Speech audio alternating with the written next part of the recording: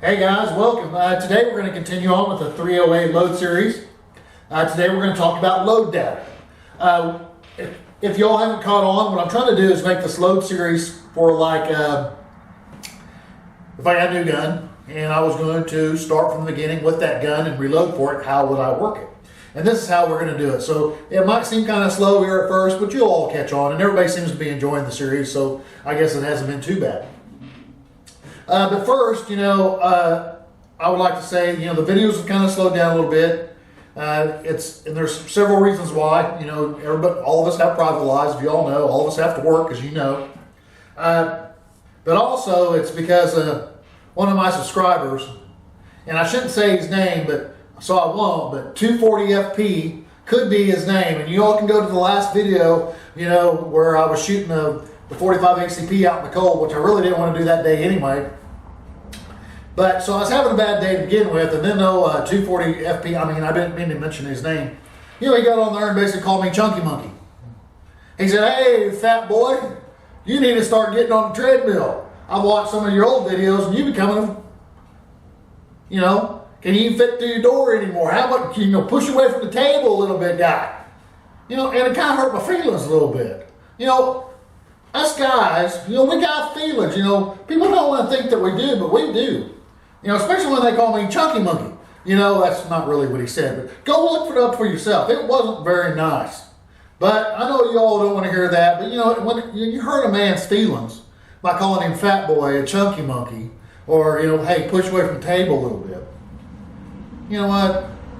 But was it the truth? Yeah, it was. I've gained about 35 pounds in the last 4 months. Why? I don't know. I guess because I can't push myself away from the table, or his comment, get on the treadmill lately, which is probably true, but I'm kind of changing that. At this time of year, I take off for competition shooting, but right now, as people that's been watching the channel for a while, but it's starting to ramp back in, and it's starting to get just a tidbit warmer, not much, but just a tidbit, and I have shooting season that's up and coming that we'll talk about in other later videos, but let's get to that load data, because I know that's what you really want. All right. We're at the table that I like to use to clean guns or sit here and do some research. It gives me a little bit more area, and since I'm a big fatty fat, I got to have as much room as I need. Right, 240? Oh man, I keep forgetting. I don't want to mention his name. But anyway, so I have the books. This book here is the old Sierra Manual, highly recommended. If you don't have a Sierra Manual, I don't know what else to tell you. I can't tell you all enough to go buy this book, but if you don't do it, I guess it's your own. Okay, then we have the Nosler, and then we have our Hornady, and then we have our, what else we got over? Spirit. I don't know if y'all have ever seen this, and I'm kind of getting off the subject here, and I'm sorry. This book was actually signed by Mr. Nosler himself, Bob Nosler. See, look, you can tell it was signed because it bled through. Can y'all see that?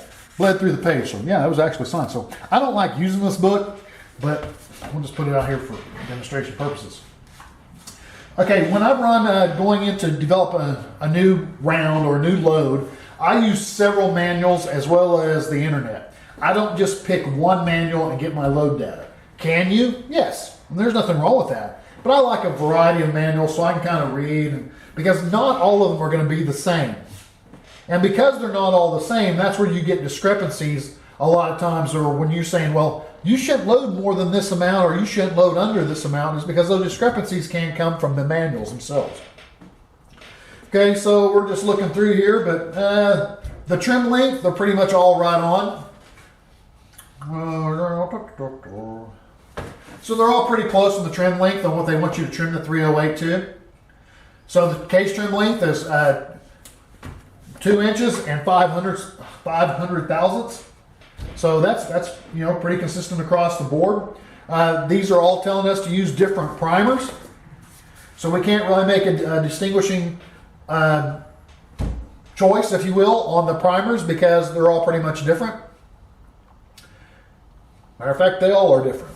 Okay, but in these books, it sits here and it talks about all the different grains of bullets for the 308, all the different, pressures, limitations, and sizes, and they're saying right here the 308, the Sierra Manual is saying the 308 is extremely easy cartridge to reload. So that's good. We can always use easy. Nothing wrong with easy. But we're going to look through here and just kind of. On the 308, I like a medium-sized bullet. Looks like they're starting with about 110 grain and going, who knows, all the way up to a 200 grain in the spear. In the Sierra. So about medium to that would be about right here. And that's about how I do it, guys. That's how I pick my first bullets. So you're looking about the 165, 168, 150. It looks like there's a lot of bullets in the 150 range. So that's, I think that's probably where we need to start. We'll go over here to the spear and look at the 150 grain. We're getting a lot of consistencies on the powder. Varget.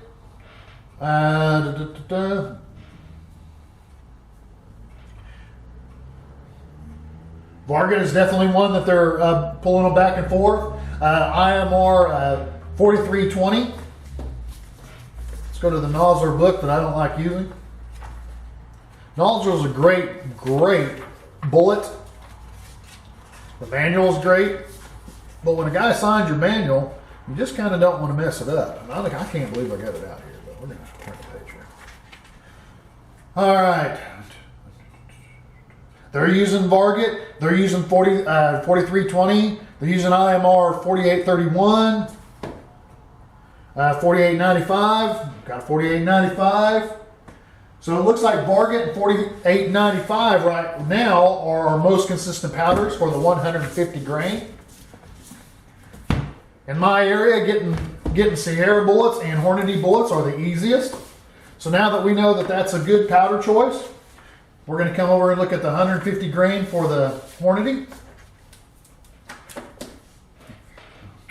Varget is also middle of the road on both the Sierra and on the Winchester on the Hornady. The 4895 kind of is on top here of the Hornady. It's right in the middle on the Sierra. Okay, we got Winchester CFE 223. We have others. But I think, guys, what we're going to do is we're going to start this out based on all the manuals having the same type of load data. I think we're going to start out using Varget and 4895. Looks like it shows good velocities. Looks like it's, it's just pretty consistent. And because of those consistencies with the 150 grain bullet, I think that's what we're going to go with. So we're going to start reloading with the 150 grain bullet with the 4895 and the Varget. All right, so we'll get that video started shortly, but I want to kind of let you know, because if you're following along this load series and you want to reload for that, then you'll kind of know where we're going to start out with, and that way you can go ahead and just follow along and let me know when I screw up. All right, guys, I appreciate y'all watching. Thanks.